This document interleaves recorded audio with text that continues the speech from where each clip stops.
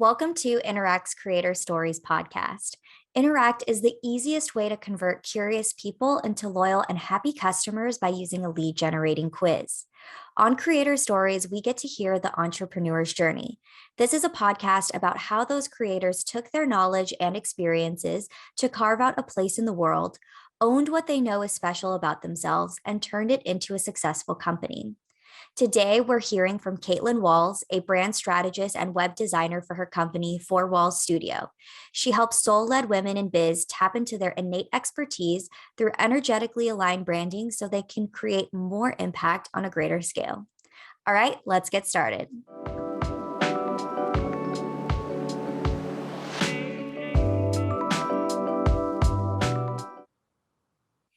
Hi, guys, and welcome back to Interact's Creator Stories. As you know, joining me today is Kaitlyn Walls. Kaitlyn, thank you so much for being on our show with us. I'm super excited to chat.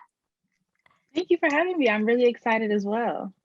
Of course, of course. So we gave everybody a little bit of a snippet of, who you are and what you do at Four Walls Studio, but can you go ahead and jump right in? Tell us a little bit more about you and your business, and then take us back to the beginning. How did you get started in all of this?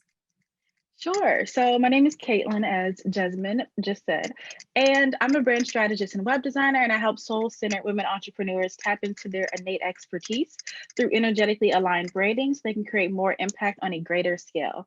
So essentially what I help women do is get to the core as to who they are, the essence of them, as well as like the essence of their business as well. And I help find a really unique way to combine the two. That way their brand also feels like them, but it also connects with their audience and with their ideal clients as well. And then their innate expertise is really just like their God-given talent, the thing they were born to do.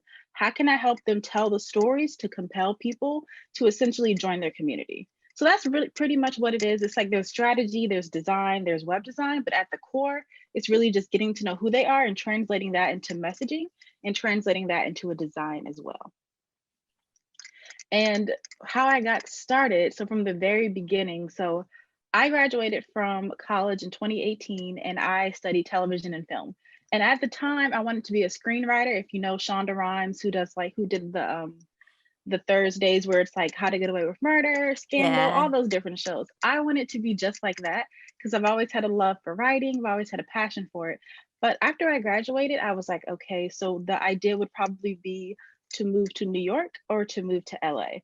And I was just like, I had already been to New York and I wasn't a fan. I hadn't been to California or LA, but I was like, maybe not. And so I decided to try to find a job in social media because in college I had internships in social media. So I was like, okay, this is my background. Let me go ahead and do that. So I did end up finding a job about 3 months after I graduated as a social media manager. And unexpectedly, 2 months into that job, I got let go. It was super random. And then one day I just got an email saying, hey, like this is no longer a position that you're in. And I was like, okay, that's cool. So I tried to do the 9 to 5. I was on Indeed. I was applying. And I'm from Maryland. So if you know about the East Coast, it gets very cold and I do not drive. And so that would mean I have to take the metro and the bus to get to work. And that wasn't ideal for me. And to be honest, I really don't know why I had the idea to start a business. I think I was just like, okay, well, I'm living at home with my mom and dad and my roommate, and then I have nothing to lose. So I was just like, okay, well, I'm going to try to do a social media business. And so I did that. I started that in, I believe, January, and it went really well. I had gotten clients and everything. I was using Upwork. But then after that, I didn't feel like I was super connected to it. And then I also didn't feel like it was for me. And so I had a design background a little bit. I had learned design like in college towards the end. And so I was like, okay, maybe I could try to do design.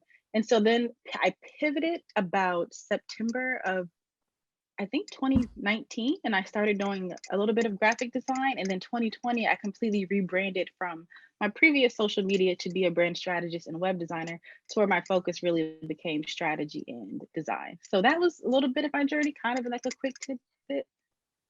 I love that. No, that's super interesting though, because it's it's crazy how you went from something completely different. You were like, I'm going to be a screenwriter, I'm going to do film, and then you got into online business, like helping entrepreneurs online. So it kind of sounds like you didn't plan this. It kind of just happened on its own, right? What, I guess, what was that like kind of falling into this, but do you still feel like, oh, I want to be a screenwriter? Was that something that you were like, this is temporary, or did something click for you and this was what you wanted to do forever? I I think something clicked in me, but at the same time, I still have that desire to also write and to also do screenwriting in the future. I always felt like as a kid, I've had been multi-passionate. I've dabbled in photography and painting and drawing and writing. And so having to kind of like, you know how people say pick one thing and focus on that. So having to kind of do that, I feel like it's hard. It's getting harder for me as I get older because I'm just like, well, there's so many things I want to do. Life is a gift. Time could be short. You never know. So I'm kind of now getting back into that point where maybe writing is something that I want to do as well. Not necessarily screenwriter, but I would also love to write a book and get that adapted into a TV show. So more of that route. So I guess something did click, but I also feel like it's still there. So I feel like both are true. Oh, I love that because I feel like, I mean, I've done like so many of these episodes now. And when you talk about how this led to like how your story led you here, a lot of it is kind of, I wasn't meant to do what I was doing. And this is what I meant to do. But this is a different perspective of, actually, that I think I could do all of it. It's just not the right timing. Yeah, that's definitely where I feel like where I'm at right now. Because when I look at the plans that I have in the future and the plans that I have for these next few months, they all look different. For some reason, I plan my years out or my life out by like 20s, 30s, 40s are going to look very different. And I don't know why I do that because I don't know why, but it's just like to me, 30s looks like completely different than what 20s looks like. And everything is like all of my different passions are coming in later in life as I go throughout life, I guess. I like that. It's very open-minded. Yeah. I'm a planner myself. So in my head, I'm always like, my life has to go like this, like by 30, I need to be here. By 35, I need to be there.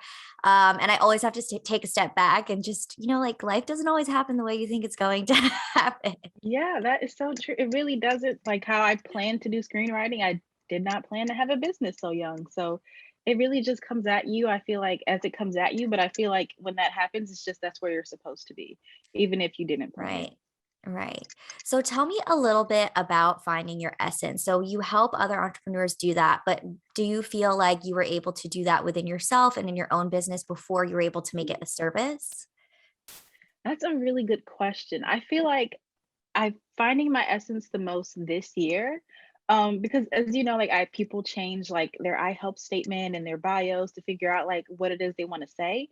And so I feel like this year I really tapped into mine and I was able to figure out what my innate expertise was and what my essence is. So I feel like now I'm at the point where I can say yes, which is why before I didn't have this as a service because I wasn't sure. I probably wouldn't have even been sure if I said that and heard this like a year ago what I meant by it. So I feel like in this moment now, and I have it, I've tapped into it, but I'm still like exploring more and learning what it looks like. But I feel like at the core, I have a pretty good idea. Ooh, I love that. I always find it interesting when, coaches and consultants online have a really specific service or like this is kind of the core of their business. And I always love hearing, is this something you also do for yourself? So tell me a little bit more about that. Is this something that you think might change over time? Or is this something that you think is like, okay, this is pretty true to who you are in general? And maybe other things change or other things like play a factor in it, but this always stays the same. As it relates to my essence. Yeah. Sure. So I feel like it's something that's going to stay the same because I feel like maybe since like second grade, I've always been creative. I always been into art. I've always gravitated towards English, not the sciences and the maths. And so I feel like that's something that's always been a thing. And so I don't feel like there's going to be much change as it relates to that because I feel like I'll just get deeper into certain things that I like and things that I enjoy. And I feel like I know I'm still young, but I still feel like I have a pretty good idea of who I am as a person. And I feel like we all have these innate traits or qualities, or some might say it's nature, nurture, but I feel like we all have these innate things that essentially stick with us. So I feel like I'll evolve as time goes on, but I feel like everything will remain the same, but it'll just maybe look different, if that answers your question. It does. It does. And I think that was very, very well put as well. Something that I thought of as you were talking earlier was you mentioned that, you kind of just fell into social media. You decided to start this as a job or a business because you had that experience in college as an intern. So, how did that feel? Kind of, you're like, okay, well, I need something in the meantime until I figure out what I'm doing. I'm going to do this. But how did you actually like go from, having this idea because this is sort of your background to actually executing and getting it live and running? Yeah, so this is when I was living at home with my mom and dad, and my mom's a very much like a numbers person. So I was like, hey, I want to do this, but I don't even know what a service looks like. I don't know how to charge for this. I can just tell you like what I would do, and maybe you can help me figure out pricing. So I went to my mom, and she essentially helped me figure it out, the structure, the pricing. And then I was like, okay, well, obviously I need a website. Obviously, I need a logo. Like at the time, I thought those were core things that I needed. And then I was like, well, I didn't necessarily know how to put myself out there like on Instagram or on Facebook. So I did like freelancing websites, like I did Upwork, I did Fiverr, I did Freelancer. So just things like that. So I started there, and then I started out taking like really low paying jobs just to get like my name out there, get my experience out there. And so I would build up my Upwork profile. And then as time goes on and time goes on, I would get more clients. There was actually people on Indeed looking for like social media interns. So I would do that as Oh, well. Essentially, like whatever I could get my hands on and start this, I would do. And I would sometimes people would already have their rates discussed. Or I would go to my mom and say, okay, well, this is the rate. This is what I can do. And I would offer people this price for this service, or this service for this price. So I really started with Upwork and Indeed, and just really figuring it out like step by step, like not really having a plan, really just moving because I'm a very go with the flow person. And I try to plan like very loosely. So I feel like I did things, and then they worked out because I was able to get clients from it. And then I learned from that experience. And then from there, I was like, okay, well, maybe I'm not really feeling this as much as I should be feeling it. So I think I just took a lot of messy action and just did things because I'm a huge believer in messy action. Because if I feel like if you try to plan, you'll probably never execute. So I feel like maybe plan down a little bit, get an idea, then execute, then clean up a little bit later if you have to. oh, I love the way you put that. Messy action. No, that's awesome because I mean, when you talk to people who start their own business online and especially on social media, you always get the kind of clean cut version, right? Yeah. Of like I had this business idea, I didn't know what I was going to do, but I got it started and I did it. And I think it does happen that way for a lot of people, but we miss the kind of smaller parts in between. Like people don't always talk about, maybe they used to work somewhere else and this was sort of after work, like a side hustle. But in your case, you also had this as like a core business, but you were like, I need the experience. So I'm going to work here and I'm going to try this and I'm going to try that. And I think that's very interesting. And I love the way you put it as messy action because I think nothing's perfect, nothing ever happens perfectly. So you have to put yourself out there and you have to go try things. Otherwise, you're just kind of in the same place. Yeah. And I think that's kind of the scariest part is being in the same place, which is why I'm a huge believer in putting yourself out there. Because it does take time and it is hard, but I feel like it always moves you steps forward. Even if it's not like, your best photo, your best foot forward, it's a foot forward. And maybe it may not be in the right direction, but I feel like it can help you get to the direction you're supposed to be in. So I feel like action, just taking action is really just the thing to help you not be stagnant and not to be stuck as well. Right, right. And I know you mentioned that you're younger. And if you don't mind me asking, how old are you? I'm 25. Oh, okay. I was like, wait, are you Yeah. like, yeah, like I thought like maybe thought you were like 18 or Oh something, no. but pretty much what I was going to ask about that was just like, 25 is still young. I feel like when you start a business, a lot of people have sort of an experience. They're like, oh, well, I did start in corporate. I was there for a few years and I realized this isn't what I wanted to do. But, being younger and maybe not having sort of a backbone of finances, you weren't able to like maybe save money the same way other entrepreneurs were. Do you feel like that sort of helped you take messy action, or was it the reason why you took messy action? Tell me a little bit more about that.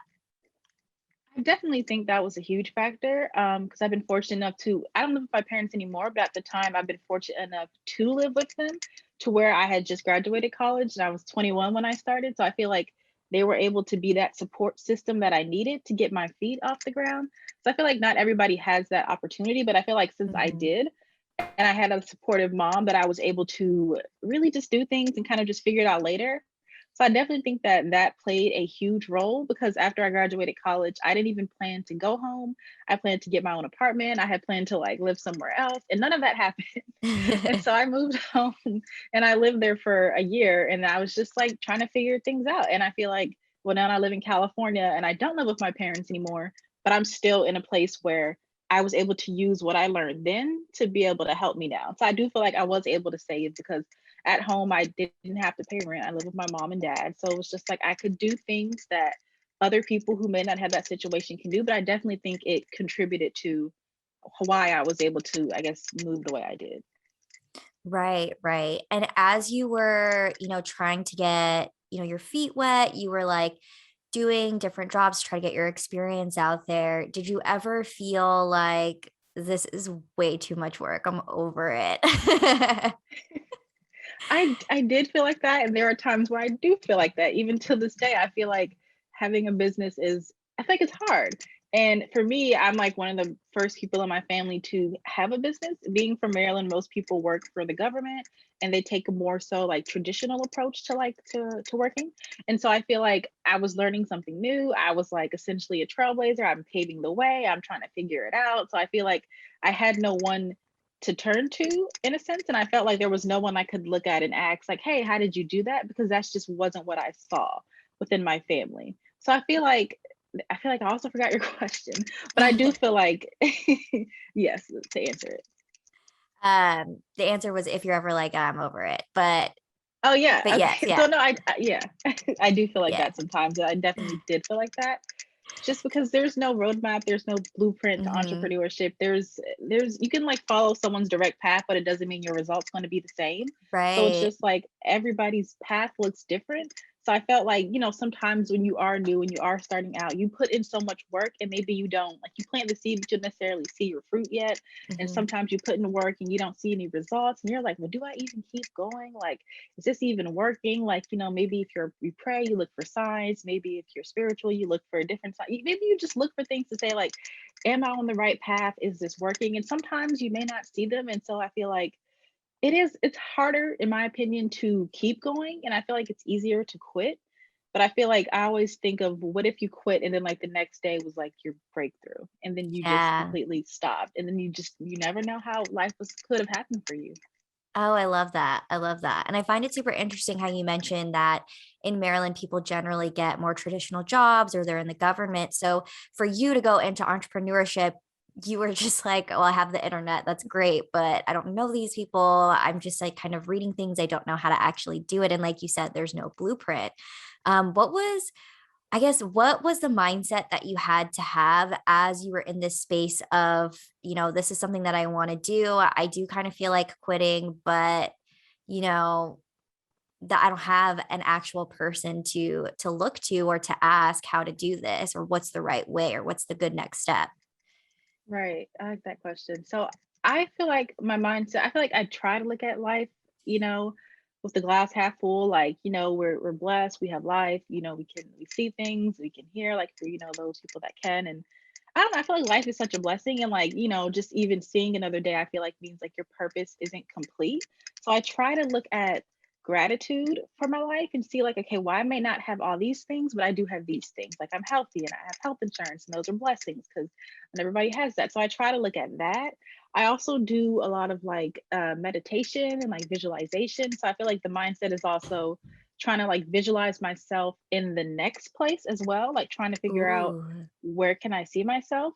But then also I journal a lot to get my feelings out. So I feel like a lot of my mindset is to work on myself and trying to figure out like, okay, if I can't change this thing, how can I reframe like my opinion around it? How can I look at it differently and see it as more of an opportunity, as more as a gift, more as a blessing, rather than it being like a failure or a loss? So I feel like the mindset that I have to have for entrepreneurship, I feel like is just reframing. trying to find the positive, trying to find the good in every single thing, and then just taking things day by day. I feel like it's harder, like it's easier said than done. Like it's very hard to do because sometimes if you're not feeling where you are in that season, maybe you can't see the next season because you're like, well, this season is so hard. I don't know if I can make it. So I feel like it's really just thinking about things differently and choosing to have a different perspective. I feel like that's the mindset that I had. And that's also the mindset that I have now as well. That's great. And I like how I picked out how you said choosing to stay positive, like choosing to have like a better mindset, because I mean, at the end of the day, it is a choice, right? Like, yeah, if you're experiencing burnout or, it's not going the way you thought it was, you still have a choice of like, okay, either I could give into this and sort of quit, I guess, for an easier word or lack of a better term, or you could Right. just, choose to keep going and try to figure out what that next step is. I love that. Oh, that's so good. That's so good. Are you sure you're only 25? Because no, it's so wise, but I think that's great. Yeah, I think, I don't know, I feel like it is a choice sometimes. I feel like it's a hard choice to do, but I think it's definitely like a more of like a worthy, hearty, rewarding. Just it's extremely hard if you see yourself somewhere else and you're in the down. I feel like it is hard to appreciate that part of your journey and appreciate that part of the process where things may be hard and may be rough. So it's not, it's like something I have to do every single day to like tell myself, because I feel like sometimes if I miss a day with like the gratitude, or if I miss a day with like meditation, I feel like I can kind of fall back into not choosing and kind of to see things a different way. So I feel like it's something that I personally have to actively do every single day just to want to keep going sometimes. Right, right. I feel that.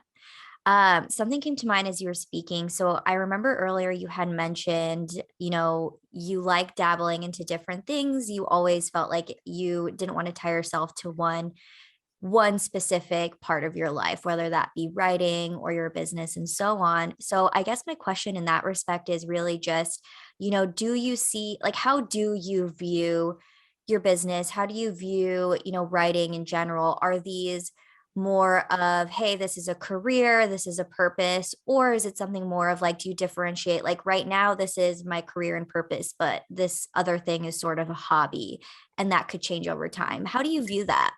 I feel like everything is a purpose, but I do feel like certain things are careers and certain things are hobbies. So I feel like my business now and being a brand strategist and web designer, I view that as a career. And I'm actually starting to put myself out there more with writing. I want to start a blog like at the end of the year. And I feel like when I think about that, I think of it as a hobby. And I guess I think of it as a hobby because it's so new and because I've been doing this like brand and web for so long that I don't see that per se as a career. Even though I feel like it is, I don't see it as that. So I feel like I do have this distinction, but I feel like at the end of it all, or I feel like at the center of it all, rather, it's all purpose. Like I feel like each of these things are my purpose and I'm pursuing them, but I feel like sometimes one thing has to take a back burner for me personally because I feel like I can get too focused on this and then I can lose focus on that. So I feel like I really need to like focus on one thing, get that in order, and then focus on the next thing. So I feel like maybe as like I get one thing more together, the next thing will come together and I'll view it as a career. But I definitely think like the thing that I'm focused on the most, I would view as a career, and then other I things as love a that. hobby. I don't know why. Yeah. I've never thought about that.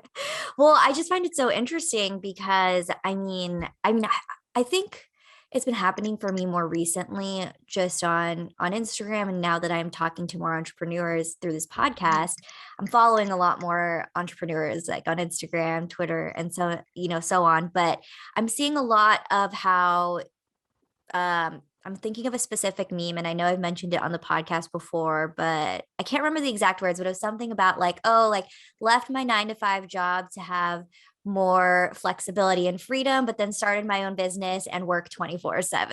I know exactly what you're talking about. Yeah, you've probably seen it. You've probably seen it. But that's something that I thought of because I love that you keep an open mind and you're just kind of ready to take on whatever comes next. But I was just super curious about, what at what point do you sort of decide like this is something that I want to pursue because I feel like it's a purpose, this is what I want to have in my life, versus this is something that I like to do and it's just supposed to be enjoyable.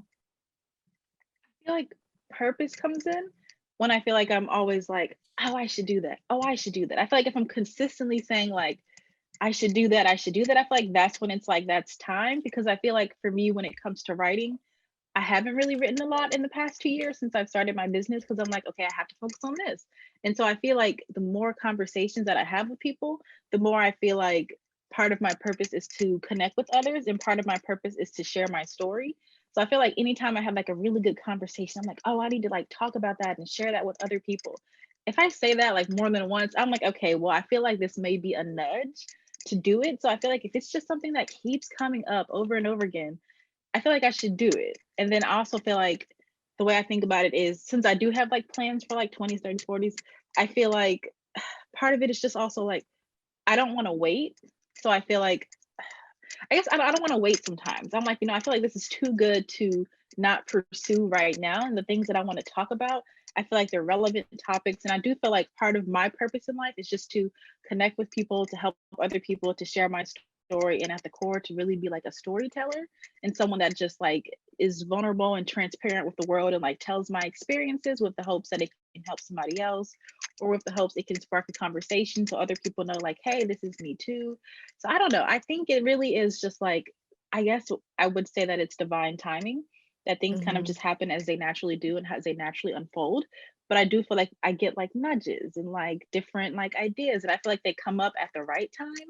So I think it's really just like, I guess I'll say I'll leave it up to divine timing rather. So yeah. Yeah.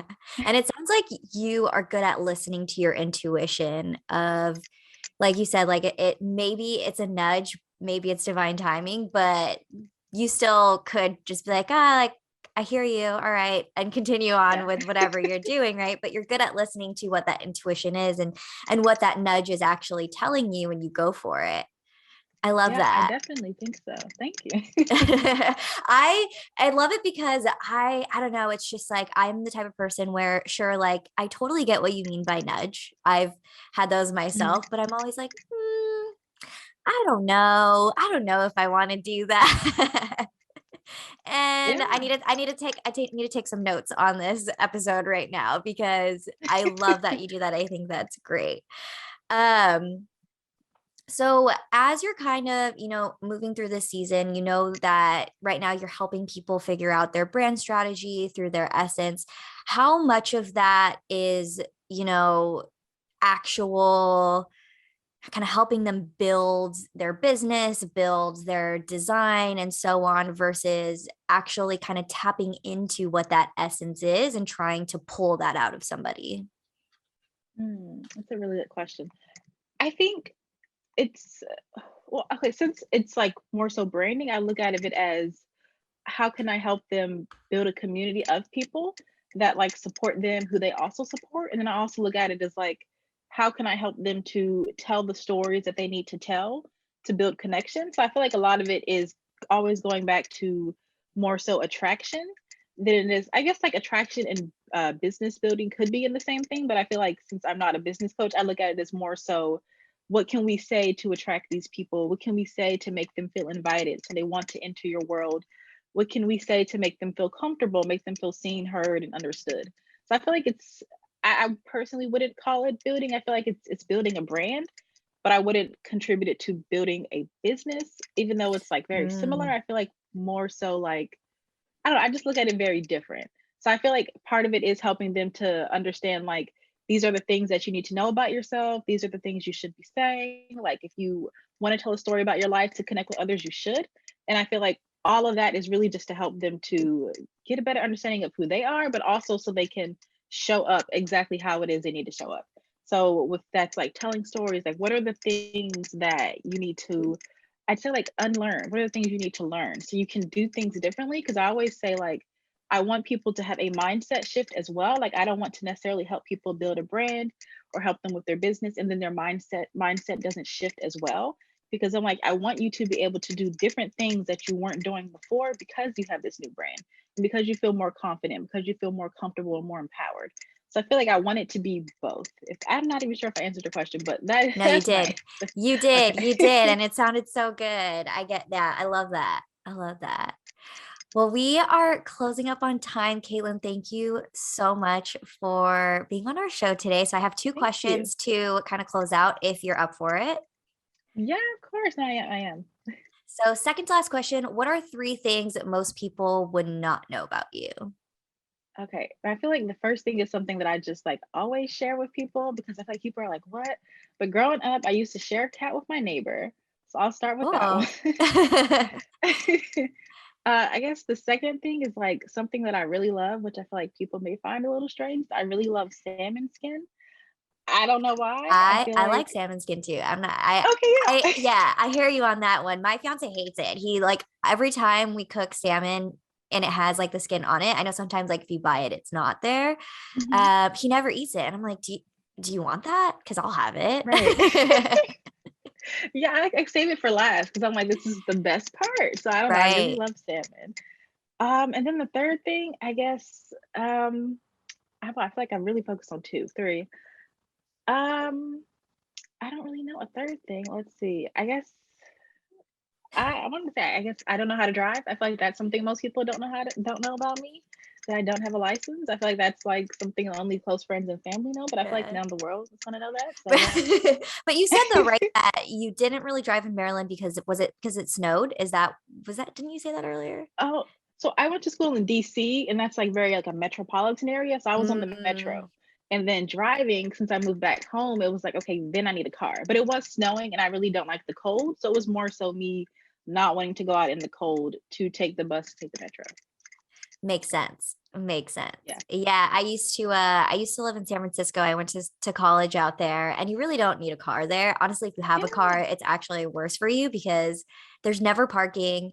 You have to pay for parking Oh, everywhere. And the like train and bus is just so accessible, but I ended up after my time there, I was like, I don't want to go back to the city because I miss having parking space and I want a car. I just like the freedom of driving wherever I need to go and then not having to wait 20 minutes for the next bus to come.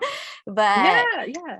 it's a lot. It's a lot. So last question for you. If you could give yourself a single piece of advice at the start of it all, what would it be? Uh, that it's not gonna look like what you think it's gonna look like, but to keep going anyway because it'll probably be better than what you thought it would be. Oh, I love that. So I feel like yeah, just yeah, I think that's probably what I give myself today and back then. So yeah. I love that. And it kind of coincides with, I know you talked a lot about visualization. So Mhm. I love it. I love it. Well, thank you again. Before I do forget, can you please let everyone know where they can find you online? Yes. Okay. So everything is the same for Instagram, Facebook, my website. So it's for Wall Studio. So FOURWALL and then studio. So that's where you can find me on all three. Love it. Love it. Well, guys, we will also put that in the show notes per usual. So you can click in it there and then we will see you next time. Bye. Thank you.